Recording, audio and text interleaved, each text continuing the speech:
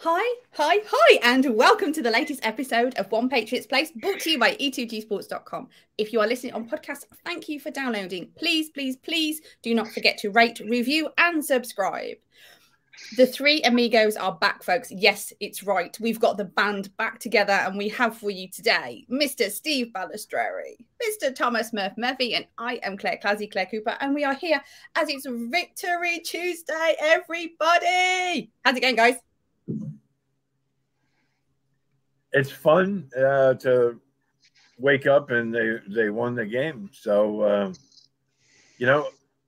take it as you will, but they leapfrogged the Jets and the Chargers, and they're back controlling their own destiny again. Yeah, indeedy. Yeah, I'm welcome back. I'm thrilled. Thank you. Thanks to Mike for stepping in for me last week while I was a little bit laid up. That was very nice surprise. And no, Steve, I have not been Wally pipped.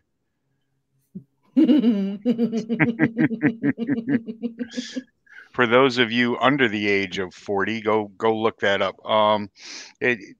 What a roller coaster last night, huh? It was great. It seemed like every play somebody was going down. Yeah. From the get-go. Yeah, and not in the good way.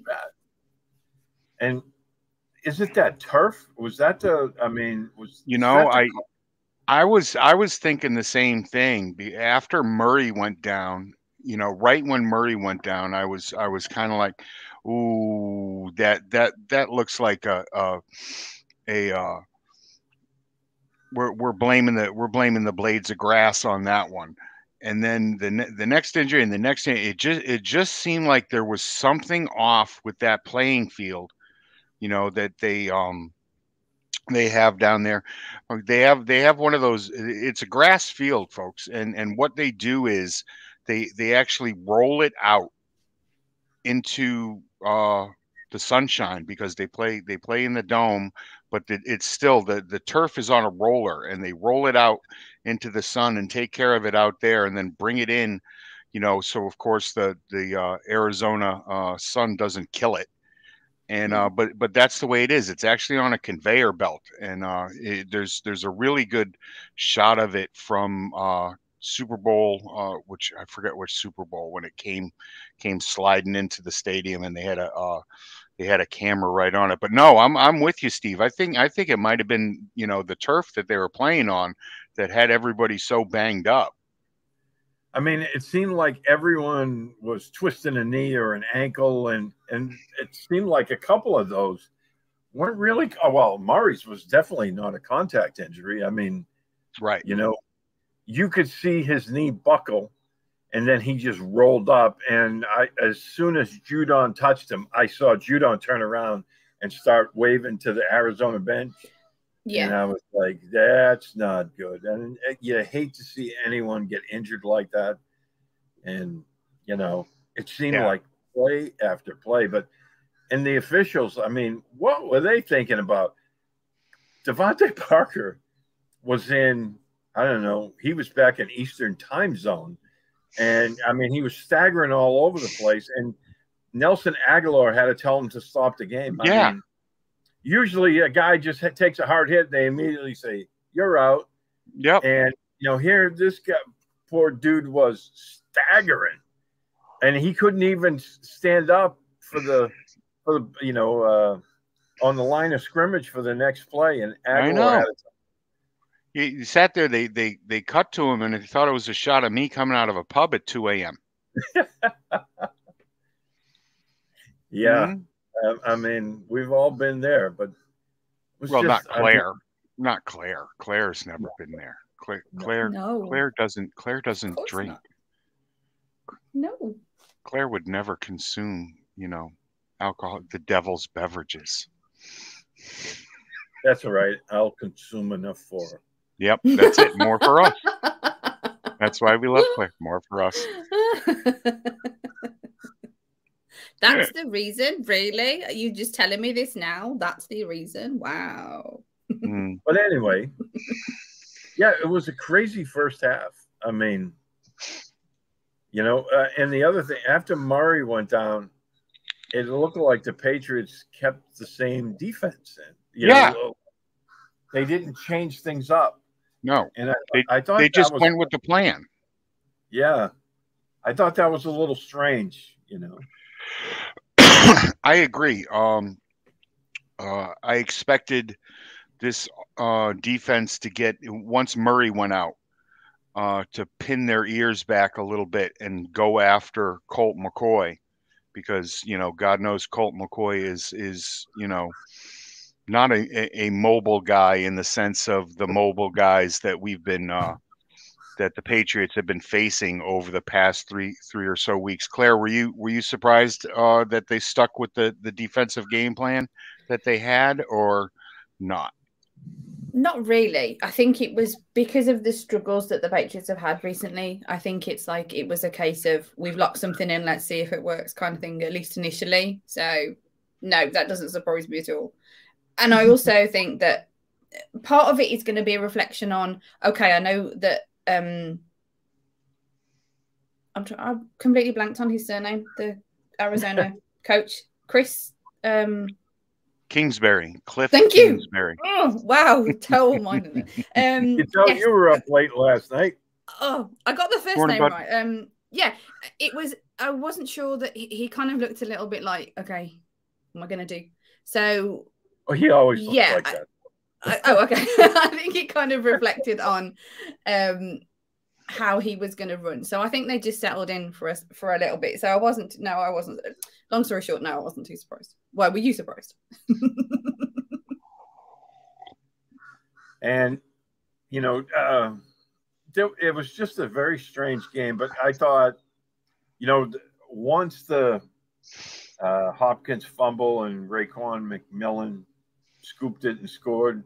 Yeah, I thought that's when the game flipped. Yep. You could sense that. Wasn't that late in the third? Yeah. No, it was early, actually. It's early in the third. Yeah, because the Patriots had taken the third quarter kickoff, went down, tied the game. And then, Arizona was trying to answer, and then Hopkins, he was carrying the ball way too far away from his body. I know everyone raves about how strong his hands are, but that's just, he's a tremendous player, don't get me wrong, but you just can't be doing that, especially when you get in traffic. And that he was carrying that ball like a loaf of bread. Yeah. I don't even think anybody hit it. No, that came out on its own. That came out on its own, didn't it?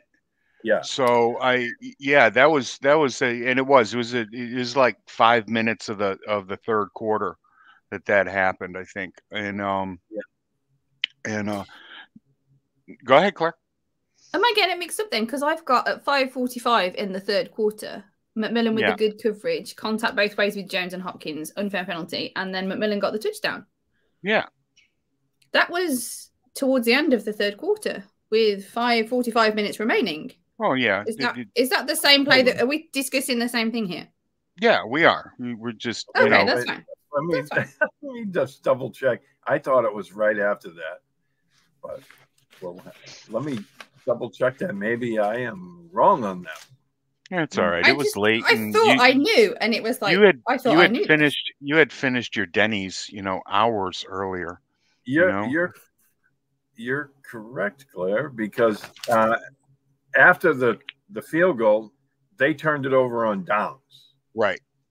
Then the Patriots went 3-and-out. And 5:47. I take that. Okay. Yep. Yeah, I thought it was the series right after that. You can tell we were all up late last night, but I thought that was the turning point of the game, because once that happened, Arizona went to more of a passing thing. And once they did that, I thought this is playing into the Patriots' hands, because as soon yeah, you're right. As soon as they turned away from Connor and Yeah, went he was to. having a good game. He was having a good game, and I had mentioned it yesterday. I was on Mike's show, Locked On Patriots, yesterday. We did a preview, and I mentioned the fact that they were gonna.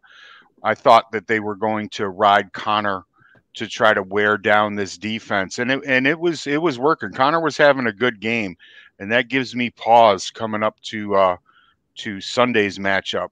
But the Patriots did not do a very good job of slowing Mr. Connor down yesterday, did they, Steve? No, they I thought Arizona was calling a good game inside because I thought they kept the defense guessing. And, I thought their offensive line, which isn't very good, in run blocking, I thought they were doing a good job, especially early in the game. Yep. I have a agree. question. Okay, Sorry. Clara. I have a question. Burning question, and I want to ask you both. So, Nelson Aguilar, his ball security cannot be ignored now. He's been in the league, he's been in the system too long. I never want a champion to be rid of an individual, never. But his ball security really has me concerned now. It caused problems. Do you agree?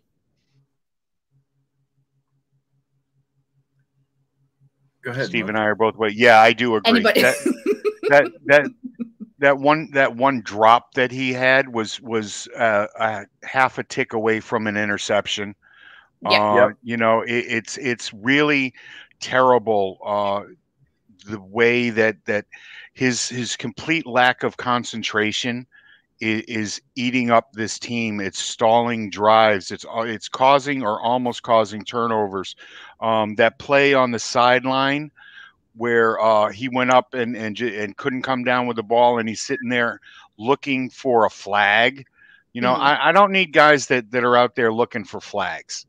I need Is that guys the one that out was an there that are. incomplete pass in the end? Sorry. Yes. Is that the one? Yeah. And no, it's a definite issue. What do you think, Steve? Yeah, this isn't anything new. Ask Philly fans, and they'll tell you he drops a lot of passes. And they even mentioned that on the telecast last night. So, that's who he is. But on that particular point on the sideline, prior to the pass being in the air, I thought he was being held. So, but okay, yeah, maybe that's the homer in me.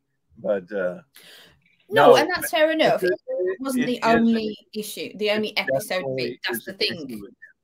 I thought that and again, with Jacoby Myers and then Parker out, they're they're going to have to use the guys that are available, and he's being one of them. I really thought they were going to use Tyquan Thornton more last night. Yeah, and in a much better way. And that was one of my questions for today. I was now, even though I cut the keys, and of course you have all read the keys, on Friday, Claire's face. There's the screen cap for the week. They I wrote in my keys last week that the way the Patriots needed to attack this team was to attack their blitz. Identify the blitz, see where it's coming from, and then attack in that zone. And Mac did that with some really good success. Poor Steve. We're here an hour early today, and now Steve's got the sun shining in his eyes. And they did it, and I even wrote, I said, this is not going to be exciting football. Then when I got exactly what I was pissed off. But one of the reasons I was pissed off is the fact that they were attacking the blitz to using Tyquan Thornton as another screen option. Tyquan Thornton is not a screen option, ladies and gentlemen. Tyquan Thornton is a guy that doesn't go from 0 to 60 in 2.2 seconds. He's the guy that goes from 20 to 70 in, you know, the second 2.2 seconds. You know, he's somebody that needs to get into second and third gear, and using him in that way instead of you know, downfield more. I want to say over the middle, but to me last night, it looked like the Cardinals had muddled up the middle pretty well, especially early in the game.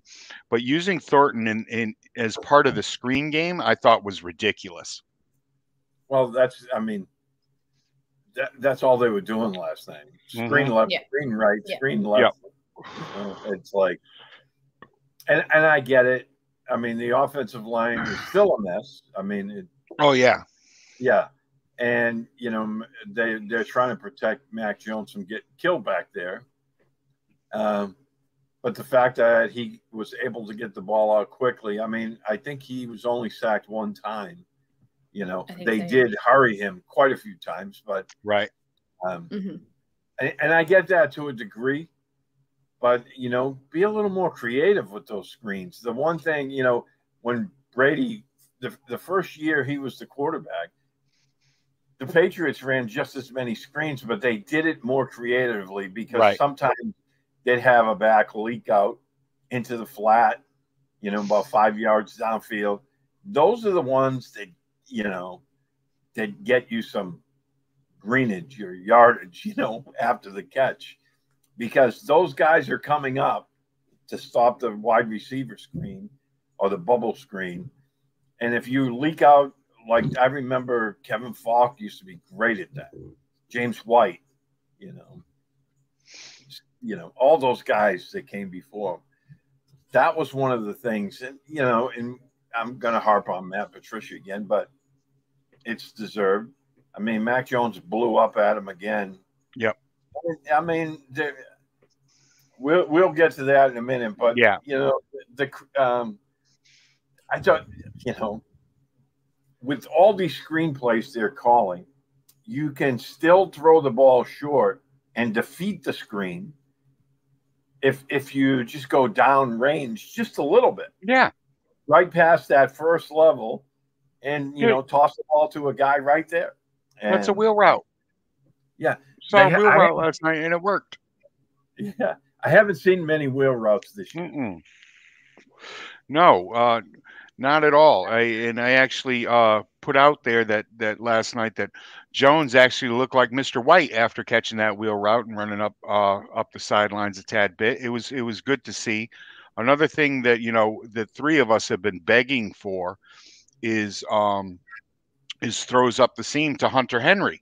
So I'm going to flip it over to Claire and, you know, let her sit there and nod her pretty little head and talk about that. What did you think of your tight endage last night, Claire? Finally. Oh my gosh. Right. Really? Oh my God. Right? Oh my God. I tell you what, I can actually say this to you. This complete confession, complete honesty here. In my game notes, as I've written this down, because obviously got to do my recap later, a bit late on that today, I have put in, here we go, high pass to Henry, 30-yard completion, great catch, and then in brackets, but in big letters, like letters even, capital letters, I've got sexy catch. Finally. Sexy. It was sexy. It was finally. Last night, as soon as they completed that, I knew. I was like, Claire's writing that in her notes. Yep. It's totally in it. The one thing that that got me was it was just, it worked. It was like, it's obvious it worked. And they were using people like Bourne to kind of pull coverage, which works. And I think he needs some credit from this, that Bourne is kind of being that sort of, I don't want to say silent player as such, but he's not getting as much credit. And I think he's being utilized where he's not going to get those numbers on the board sort of thing. So I think he needs some credit for that. But yes, it was like, oh, finally, you remembered what worked last year. Here it is. Look, there's the play. Put it on your little pad and make a note of it, kind of thing. Dawn breaks on Marblehead. Yes. And the weird thing is he's a better catcher than a blocker. Yes, Joel. Yeah, he definitely is. I mean, we saw that. But the weird thing is that whenever they attack the seam, they're usually hitting on it. Mm-hmm. And I'm like, okay. What are you guys saving this for? It's like you don't have to nearly save Christmas. Stop saving it. Yeah. You know, it defies description at times, because I'm sitting there and like, wow, you know, every time they run that play, it seems to go for a big gainer, and you run it once a game. Hello, you know, I mean, but again, the amazing part of that play, and again, I am a little fuzzy on the details there, but it looked like Lord above, they ran 4 verticals on that play. And I was like, hey, it's, you know, it's not a 3rd and 14, 4-yard pass. Right. That was the thing that, you know, it was really and Belichick said it to the girl on television at halftime. The negative plays are killing this team. Right. You know, there was one sequence where it was like 3rd and 13. Now, Jones hit that one for a first time. Then it was a 3rd and 14. Then a 3rd and 11. You can't consistently get in those situations and expect to be successful. You know, the one thing we saw with Buffalo last week, you know, they did a really good job of bottling up Josh Allen from running. But every 3rd down, it was 3rd and 3, 3rd and 2, 3rd and 4. Those are much more makeable than 3rd and 11 and 3rd and 14. It really is. And if we go back and take a look, you know, the 3rd down percentages last night were terrible. The Pats were 3 of 11 in 3rd down situations. And you cannot, Steve's right, you absolutely cannot live like that. And the reason that they were is because they couldn't get into 2nd and short and 3rd and short, because once again, we came out running the ball on every 1st down. And it's just you cannot function that way. I think that's where a lot of the frustration that the 3 of us and most of Patriots Nation are feeling is the fact that Patricia is just so predictable. And even Mac was you could see visibly frustrated over it. I think at one point in time he wanted to rip the earpiece out of his helmet. And, you know, I said he just needs to start calling the game on his own, because Patricia is just either in over his head or just does not process quickly enough what the Patriots have to do.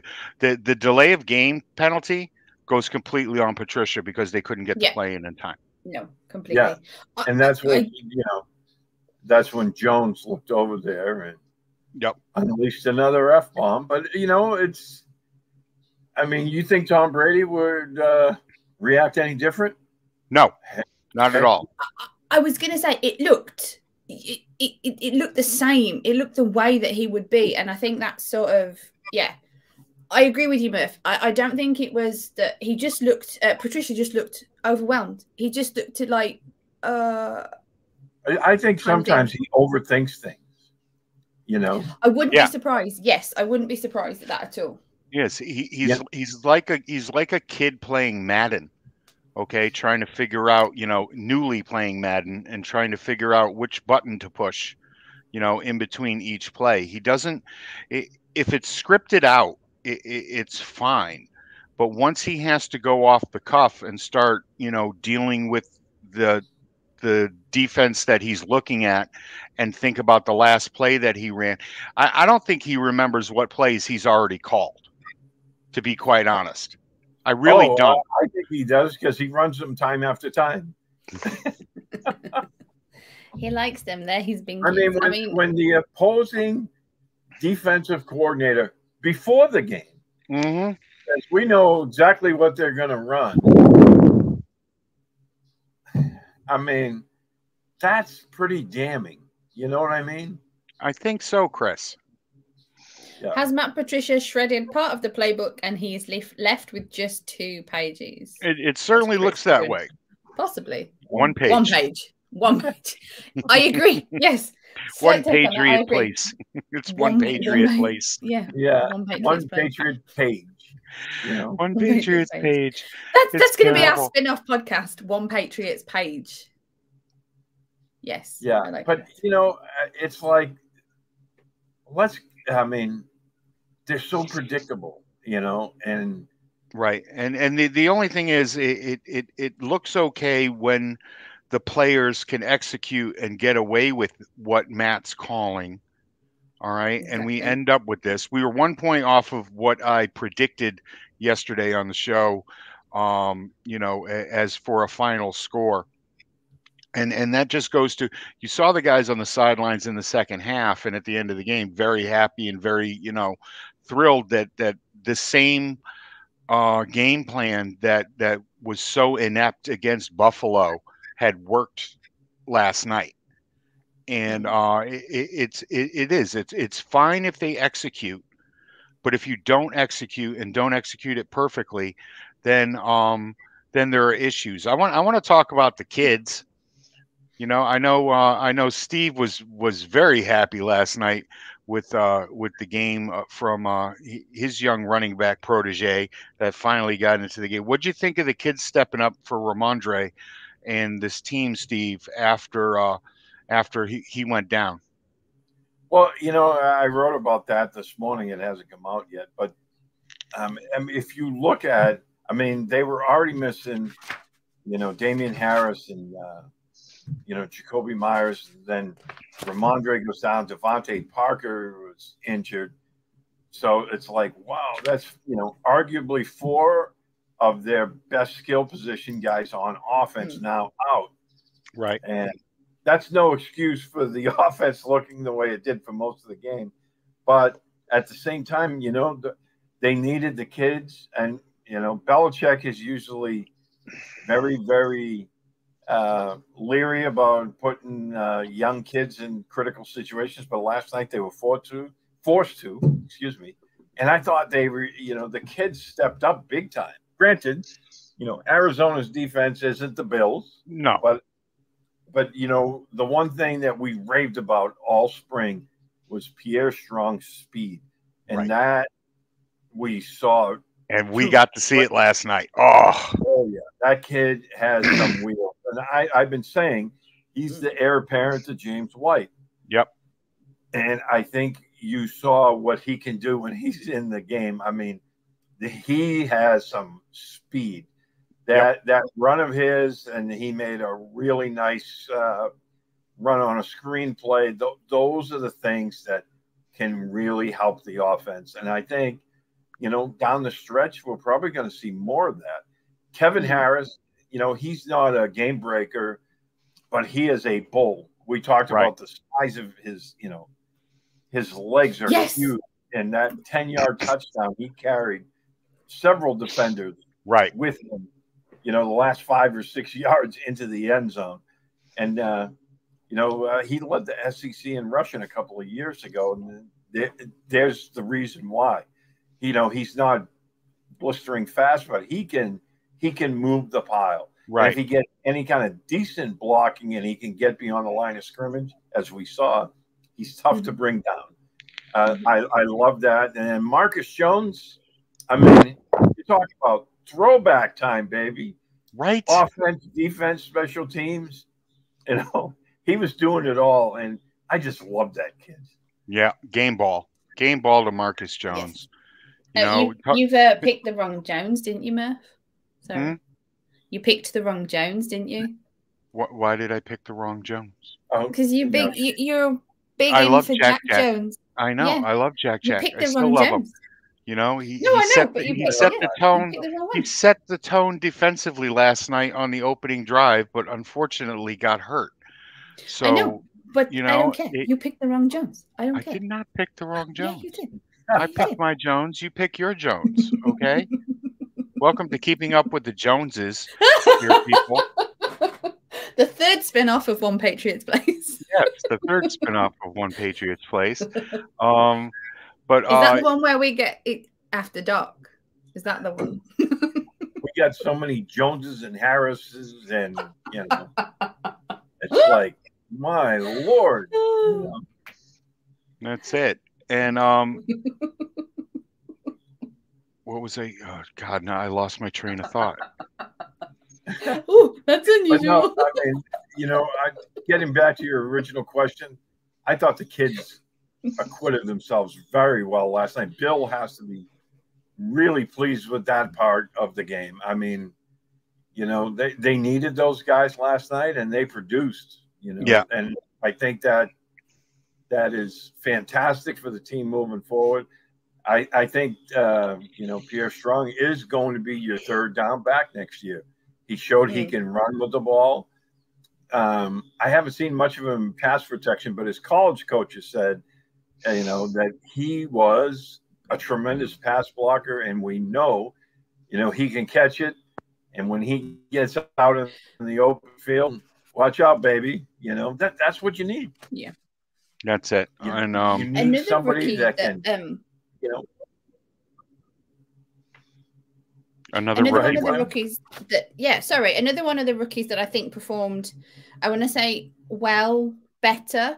And it's going to have something to do with Andrews being back in, but I think Strange had a better game this game. He blocked a lot better.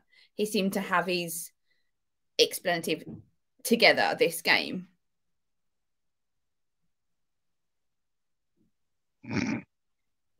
I thought I lost everybody then, and it was like, wait, what? No, you didn't. I'm sorry. I had the stats up in another window, and then I had somebody else in my ear. I apologize. So say again. Another rookie that you thought had a good game. Strange. He blocked good. Yeah, Cole had a very good game, and yeah, like you said, it helps a lot with Andrews back in there. He always looks better with Andrews on his right hand side, but wow, we lost Steve. Yeah, I think he had connection issues when I said the Strange thing, and then I thought you'd both frozen because he'd stopped and you'd stopped, but he had frozen and you were just ignoring me. So that's so typical. I was not. Yeah, but I know. You. But he's had some ups and downs, and I know that I've said on this show, on other shows, Locked On and stuff like that, that he really does need Andrews there to really seem to boost him. It would appear, but I think he did. I was really trying to watch him significantly because he's been under such bad press recently because he's been struggling a bit. I was really trying to sort of look out for him, to look out for his blocks and stuff. And I think he played really well. Now, unfortunately, I bet the stats aren't going to support me on that one. But from the eyeball test, sitting and watching him, I do think he deserves a little bit of kudos to say that he's bringing it back. You didn't hear his name all night, which is always great when you're talking about offensive linemen. Steve, what do you think of Cole Strange's game last night? That was what Claire was trying to get at before you lost connection. The internet sucks here this morning, but I thought, other than that one twist, that Strange played pretty well. I don't know. He got all discombobulated on that one play where they ran a twist. I think that was a play that's right, that Matt got sacked on. But overall, I think, again, it comes down to the tackles. I mean, that's where. Yeah. Thank you. I'm not overly concerned with the interior. I know Strange is still a rookie, but David Andrews, Michael Onwenu, I mean, you never hardly hear Onwenu's name called. No. It's outside. And, McDermott, he's pressed into service. He's given it all he got. But Trent Brown is, I don't know. Yeah. Brown committed 2 more penalties last night. False start, and he was ineligible downfield. I don't know how the hell he got that far downfield, being the size that he is, when he can't take 2 steps to his left. And he had trouble containing the edge rushers all day long. Yeah. The tackle play in general has been shaky this year. But last night, I think we've said it before. Trent Brown looks 104 years old. He really does. And I understand that, he was sick all week, and it seems like, that illness has been dogging him for about 2 months now. And but the thing is that there's nowhere for Bill to go. They are so thin on the offensive line that there's just nowhere else for him to go. And just had, sorry to interrupt you, Murph, Chris has just put with, can we bench Brown? And it's like, no, because what do you do? It's so weak behind him that even if he has checked out, as Joel comments, Trent Brown has checked out, even if he has, he's still better than a lot of what you've got there, if anything, just because there's they're nothing. There's Trent Brown, and then there's my old ass. I mean, really? Have they called you yet? I mean, seriously? I wish they would, at least a coach, but it's you know, I'm not getting down there and squatting, but please don't. No, but yes, Steve, please don't do that. Don't do that, Murph. Please stop that. Stop that. Well, you've got a better chance than me, because I'm like that small. I have to eat later. Over my head. Can I flip the script a little bit? Sure. I mean, I thought, especially in the second half, E2G and Judon just controlled the game at that point. Yeah. Now, E2G had 3 sacks. Judon had 1.5. But once again, maybe it's the Homer glasses I'm wearing, but it seems like Judon is being held on at least half of his pass rush snaps. Yeah. And that last sack by E2G, I'm thinking they're going to throw a flag here because it's obvious hands to the face. Judon's head is pointing straight up in the air. Right. And as he's coming in on Colt McCoy, and I'm like, how are they not throwing a flag on that? Now, Judon ended up sacking him anyway, so it was no harm, no foul. But it seems like this is happening way too often. But those two guys, you know, like I said, when the Patriots can make a team one-dimensional, those two guys can take over. And we saw that last night. I mean, that second half, the defense looked completely different. All right. You know, E2G has 10 sacks on the year, and all of them have come in the last 6 games. Yep. What he's able to do while Judon is drawing double coverage on the other side is exactly what this defense needs. And it's just been a beautiful thing to see. We've been honestly waiting for this out of E2G for, you know, 2-3 years now. Yeah. You know, we all loved him coming out of college. We all danced jigs when he was drafted, and it's just been sitting back there saying, well, when's it going to click? When's it going to happen? Now, you folks out there know that I coach, so I see it a lot in young kids who were really good when they were younger, and then they move up a level, and it takes a year or two for them to really, you know, their talent level doesn't get better. It just seems like things start to click. And with E2G this year, it just seems like things have started to click, especially over the last 4 or 5 games. And what he's, you know, just to circle back around, a lot of that has to do with, you know, the attention that Judon is getting on the other side. But I mean, that's what he's there for. That's what happens when you are an upper echelon type of player. You're going to get that kind of attention, and somebody else needs to step up. And E2G's been able to do that. It's been fun to watch. Yeah, he was so double teamed last night. Sorry, Steve. No, he was so double last night. Judon was so double teamed. And I just want to kind of sidebar, quick kind of extra little plug. If anybody wants to hear, I spoke to Tyler Dunn, who sat down with Matthew Judon recently. So A Clare Perspective, the 50th episode, was released yesterday. So that isn't really about the game. It isn't really about the Patriots. It's about Tyler's interview with Matthew Judon. So if you haven't already listened, please go over to A Clare Perspective and check that out. You may continue now. But on the flip side of that, you know, Judon needs to start getting home off of those double teams as well. He isn't being held on 100% of them, and it seems like when he's double teamed, he's almost content to, okay, I'm double teamed, I'm going to get my hands up, and hopefully E2G will get home on the other side. You think? Did you guys notice? Did either of you notice that? I don't know. There I was a wouldn't have couple said of plays where it looked like once he drew the double team, he stopped right Yeah. there. And I thought okay. that was maybe by design, where they were thinking that, okay, you know, if Uche or Dietrich Weiss flushes McCoy to the, you know, to Judon's side, he would be in Okay. position to make a play.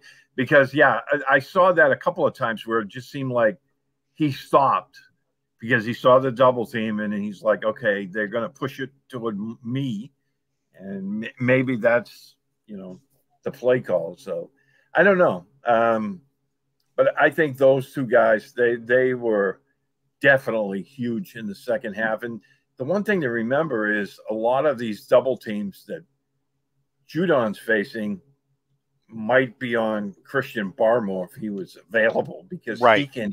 he can push the middle, and it would really be nice if they could get him back, which I don't know. But yeah, and facing these last 4 games that are going to be huge for them, they have him back in there. I think the defense would be so much stronger, but it is what it is. So many players getting hurt. You know. Okay. Staying on this side of the ball, one of the guys that I was a little disappointed in last night was Juwan Bentley. You know, James Conner seemed to run right through him whenever he wanted to. You know, especially on that you know, his trip into the end zone for a touchdown. Connor averaged while he was in there 5.7 yards per carry. And so, you know, you have to look at the middle linebackers on this team and wonder, you know, what the hell? What the hell? There was so many missed tackles last Yeah. night. That was That's surprising to me, because the Patriots are usually a very good disciplined tackling team. Yeah. Yeah. And, you know, my personal whipping boy there, Miles Bryant, he made some nice tackles in the open field last night. No, I agree. Look at Claire just sitting here like Bambi or something. What, you know, looking into the screen. What do you want to say, Claire? It's so difficult to get a word in edgeways with you, Per. Sometimes it really is. Please. Monopolizing the microphone. Yeah, I think I've missed 3 of the points that I wanted to make. We've moved on, really. I think so. No, go ahead, go back. It's your show. It doesn't matter. It's not my show at all. It's our show. See, now I've completely lost my train of thought now, so I don't even know what we're talking about. I didn't have Bryant down very much. I got to admit, I think the fact that his name didn't come up, I think, was better, because his name has been coming up with kind of penalties and stuff like this. So I think the fact that we didn't really hear his name, that I haven't really made a note of him, is actually a good thing rather than a bad thing in this particular case. I've got to say, because there's just too many times that I've been writing his name down for kind of a negative reason. The fact that I haven't this time is quite good, I reckon. Yeah, Chris has a good question in the chat room. If you want to bring that up, you know, do you agree? Oh, no, go move. No. It's you. You're the boss. You brought it up. Go ahead, reread it. You heard him. You heard that, folks. I am the boss. You've heard that. Yep. He said it. That's it. It's on the record. The end. Do you agree with the comment made by Troy Aikman that the Patriots are not a playoff team? Not a playoff team. You want me to go first? Yeah, you go first, Steve. As they're currently constructed, no. I mean, you know, they have 4 tough games coming up. The offense, to me, is going to hold them back, and I think that's what he's talking about. I think their defense is plenty good enough to, you know, if they were to get into the playoffs, steal on the road somewhere.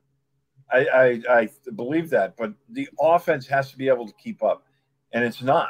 I mean, yeah, they had some really nice, solid plays, but overall, the offense is still a mess, and that offensive line is is not going to allow them to do the things they like.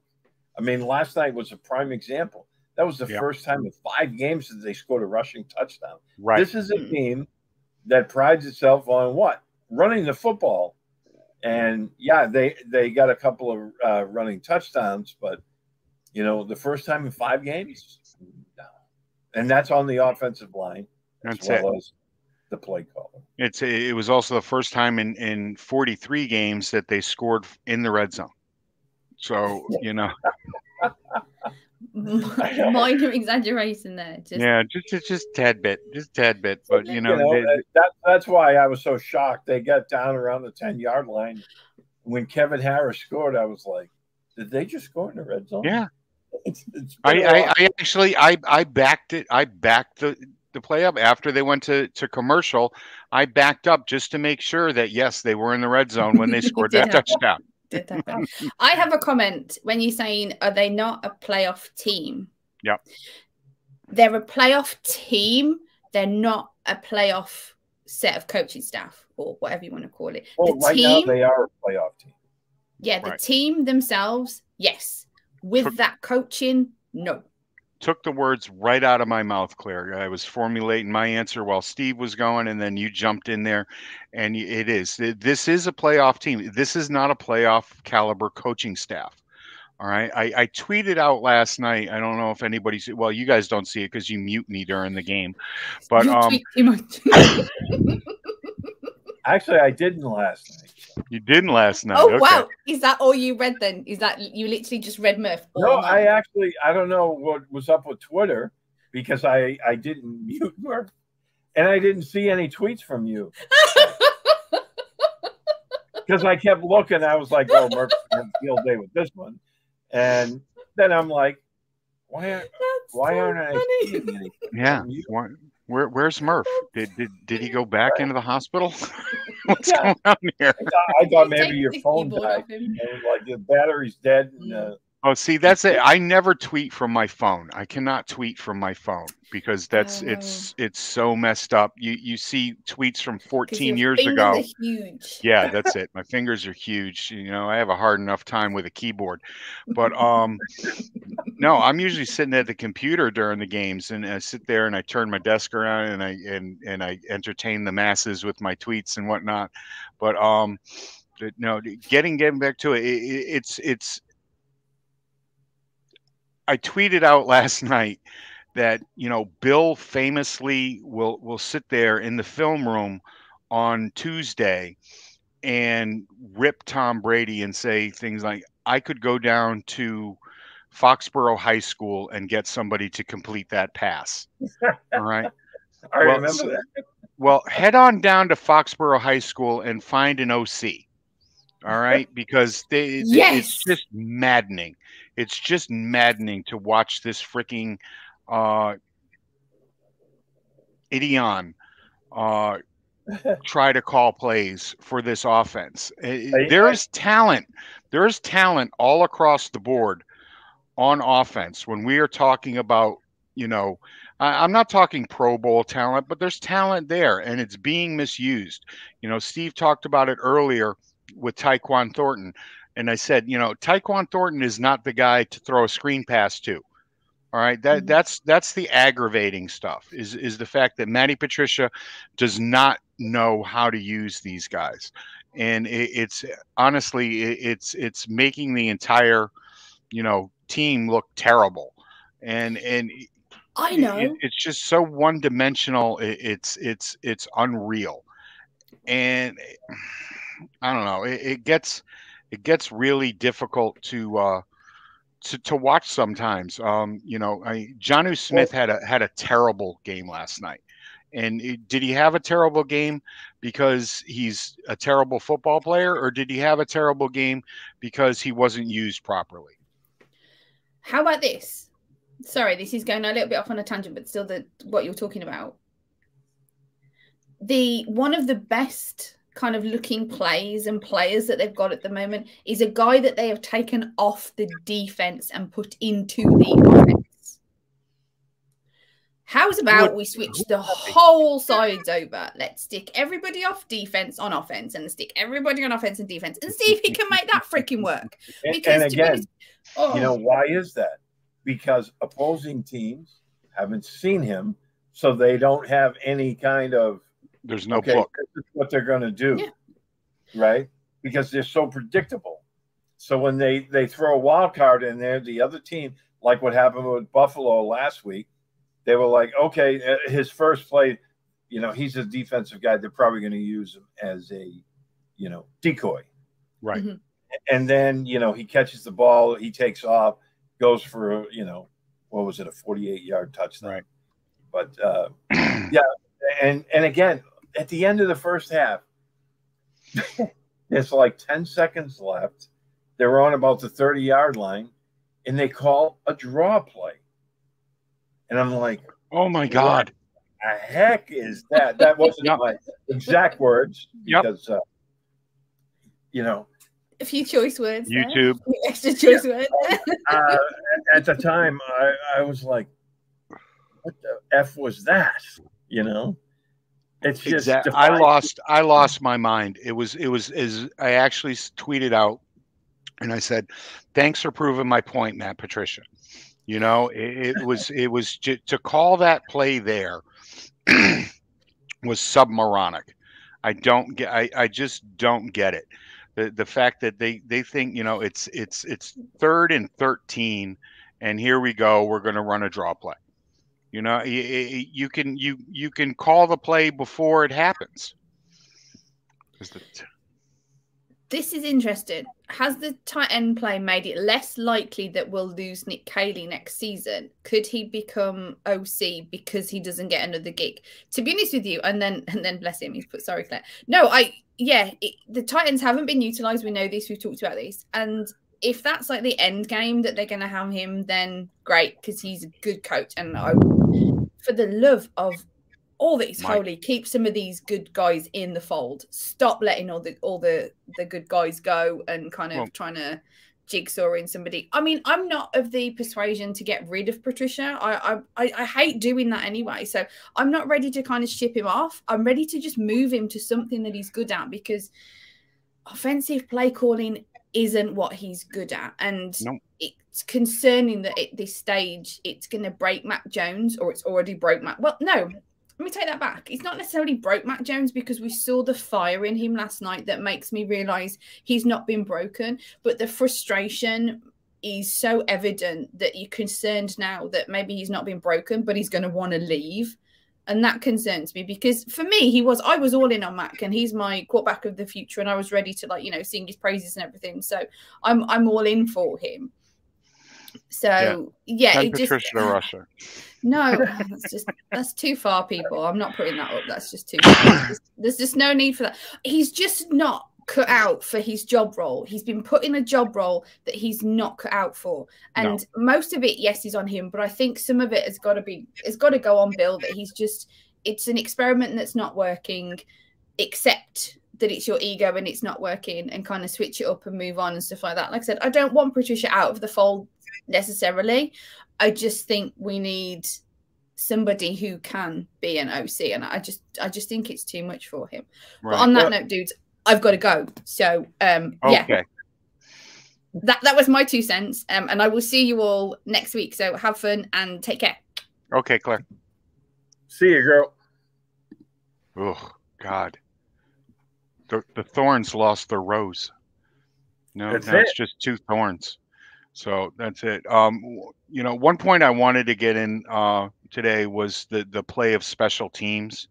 I need Jake Bailey back, and I need him back tomorrow. Oh my God. You know, at the beginning of the game, Pilardi hit a couple of stinkers, you know. Yep. I mean, but then he made 2 great punts. The one that they downed, you know, deep in the territory, and the second one, it looked like he did it again. And then I think this is the first time I've seen Matthew Slater actually make a mistake. Yeah.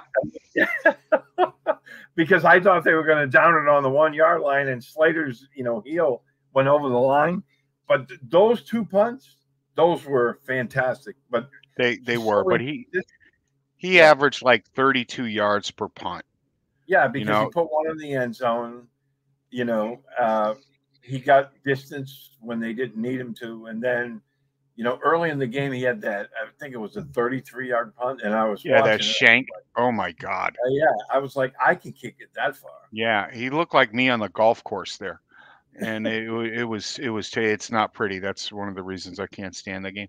But no, part of it, this Bill likes to preach all three phases, and this phase has been a detriment, you know, for I don't know how long. It is so important to be able to flip the field. Um, who was it who had that great Super Bowl, Steve, against the Rams?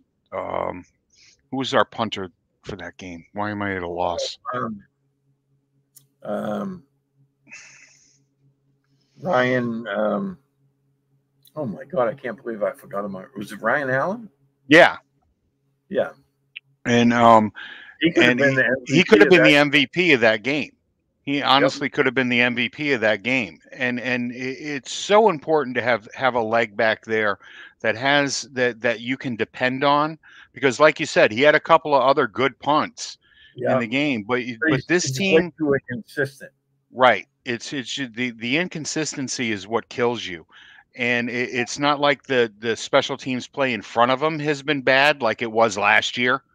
You know, last year the lines on special teams were awful. I think there were 2 or 3 blocked punts last season, Yeah. and they haven't had that problem this year. He just doesn't have the leg for it. He just doesn't have the consistency to do this job. And d- I have not seen the Raiders' new. I have not noticed the Raiders' new kickoff style, Lee. I'm sorry, I don't have the ability to bring your thing up there. I'll study up on it before the game. Steve, you know, we're coming up against it. Tell me, you know, what are your thoughts going into the Raiders game? I have serious doubts with, you know, controlling the Raiders' run game this week. You know, as compared to what we've seen over the past couple of weeks from this middle linebacker core, from the defensive line. I wish Christian Barmore was going to be back for this game. What do you think about trying to contain this Raiders run game?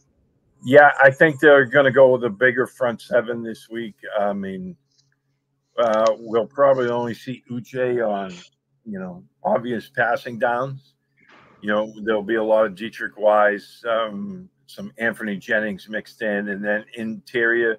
I think this is a Bentley Tavai type of game, Yeah, where they're going to have to slow down Jacobs and force Derek Carr into throwing the football. But they have some weapons all over the field, right. and you know, I don't know. I'm not so worried about the defense in this game. I mean, I know the Raiders have tons of weapons. I think, you know, this is a game defensively that they can play very well in. You know, my issue goes back to the offense. You know, they have to be able to score, you know, in the high 20s. Now, they did last night, but one of them was on a defensive touchdown. You know, I mean, they only put up 20 points, I think, offensively. Yep. So that's not enough. I mean, granted, they ended up with 27. That's great. And I love the way the defense played. But you have to be able to score in the high, especially on the road. You know, Right. you're facing a team that's probably a lot better than their record shows. And, you know, they had been on a roll till they lost last week. So, you know, it comes down to the offense. They have, and it's with the tackle situation like it is. I mean, as much as I complain about Patricia's play calls, and they absolutely deserve it, it's tough because you don't want your quarterback getting wiped out. Right. You know? So, and that aspect, I give them a teeny pass, but they got to find something. They have to find a happy medium where they're able to push the ball down the field, Yep. You know, take your shots like they did with Hunter Henry last night. All those verticals. Yeah. It was like, look what happens when you Yeah. open it up. You know, but this is going to be another tough game. I think it's going to go, you know, be another slog fest. I'm glad that they're staying out there. You know, it gives the players a lot more rest than flying all the way home and then all the way back. So, and Chris, I'll have the report card out tomorrow. Here you go. Here you go. We all look forward to the report card. And Joel's right. Former assistants always do well against Bill, and this should be no different. Josh is going to know exactly what's happening. I think, you know, when they looked at the schedule this year and they saw the amount of assistant coaches that they were going to be going up against, I think that was one of the reasons they wanted to switch up the offense, and it just didn't work out. Yeah. Well, I mean, you know, during the preseason, you know, I was looking at the Raiders and like, this team is going to be a factor. And then it all kind of fell apart on them early in the season because when the Patriots went out there, they were handled. Right. They were handled in the joint practices and they were handled in the preseason game, which, you know, you take those with a grain of salt. But, you know, I thought the Raiders were going to be really, really tough this year. Hasn't worked out. Everybody did. Everybody thought that the AFC West was going to be it this year. They was going to be the it conference, and it hasn't turned out that way. Denver has fallen on some really hard times. The Raiders are not playing as you know, up to expectations. The Chargers have been on a bit of a roll lately, but you never know what you're going to get from their coaching staff. So, you know, I mean, you know, the Chargers have been giving up so many points and big plays all year, and then to face Miami and play the way they did, I was like, who are these guys? You know, that's it. I'm going to go with Joel. Yeah, they had Tua sweating more than Michael Jackson at a sleepover. You know? And that still gives me hope. You know, Mike asked me yesterday if I was, you know, scoreboard watching or anything. I don't start doing that until, you know, the Patriots are eliminated. They've still got this season in their hands, and if they go out there and take care of business, they're going to end up being in the playoffs.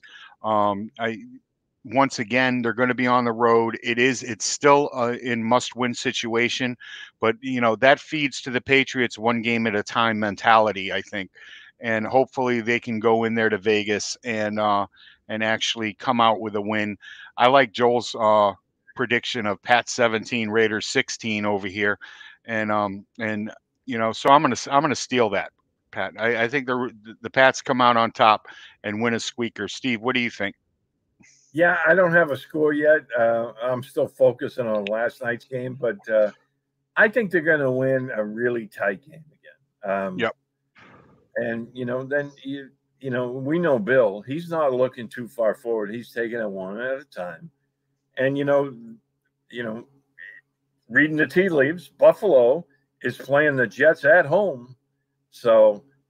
You know, that's going to be a tough game for the Jets. I can't remember who the Chargers are playing. So if the Patriots squeak out a win, they're still, you know, in the mix. And then, you know, you have to take it one game at a time. You can't be looking forward to Cincinnati or, you know, Miami or Buffalo. You have to play this week. Because if you're looking forward to that game, the Raiders will blow you out. And then, you know, then it's a moot point. Yeah, the Jets played the Bills last week, but oh, that's right. the Jets are playing the Jets are playing the Lions this week at home. The Lions, and, that's right. Yeah, they got the Lions this week at home. So hopefully the Lions can come in here and do something. Not that the Lions ever, you know, do anything. The Bills and the 6 out of 7. Yeah, the Bills and the Dolphins are getting it on this week. Now this gives me a lot of hope. The fact that for the first time in 70 years, Miami actually has to go north after Thanksgiving because, you know, Don Shula cheats, and he made sure that his team never went above Washington or above Baltimore after after Thanksgiving. And this year they're going to have to go up there and play in Buffalo. Hopefully there's some weather and they don't move the game, because we have to give the Bills every advantage that we can. They don't move it to a dome someplace. But no, they're going to have to go up there and play in the elements. They still have to come up here and play in the elements. And this is what gives me hope on this season is the fact that the Patriots still have their destiny in their own hands and don't have to rely on anybody else as of yet. So if they go in here, yep. If they go into Vegas and take care of business, I'm going to be happy with that when they come home. Yeah, and they're only a game behind Miami. Right. So, you know, everyone's acting like, well, Miami's out of reach. They're really not. I mean, no. If they lose, you know, to Buffalo, Patriots win, they'd be tied in essence, but Miami would still own the tiebreaker. Right. Know. Until they play, you know, they get it on up here in Foxborough, and I can't wait for that to happen. I really can't wait for that to happen. Yeah, I mean, hopefully they'll have an answer this time. You know, they need to bottle up the running game and get after, you know, Tua and force him into making mistakes. That was a weird game. Yeah. You know, speaking of Buffalo and I'm sorry, speaking of Miami and man, I'm exhausted this morning. But Raiders. They had two weird. Yeah, no. I mean the Chargers. The Chargers. I get my LA's screwed up. Two very weird touchdowns. Yeah. I mean, that first one, you know, the running back fumbles the ball. There's this big scrum, and then all of a sudden the ball shoots out. Yep. Right to the arm breaker, and he goes for, you know, 50 yards and a touchdown. And I was like, how did that happen? And then the second one, you know, which happens, their feet got locked up and the defensive back falls down and another easy walk-in touchdown. Right. That's it. And you can't let that happen. All right, man. We want to thank everybody for coming into the chat room today. Always some fantastic questions coming out of the chat room and statements. You know, I love when you guys make statements. That's fantastic. We want to thank E2G Sports for allowing us to be here each and every week with you. We'll be back next week. Doug Kayed is going to stop by next week and talk the Raiders game, and really looking forward to that. Hopefully, we'll be talking about 2 wins in a row. Yeah, there you go. So for Steve Balistreri, myself, and of course the Countess of Classy Claire Cooper, we want to thank you all for stopping in. We'll be back next week with another exciting episode of One Patriots Place.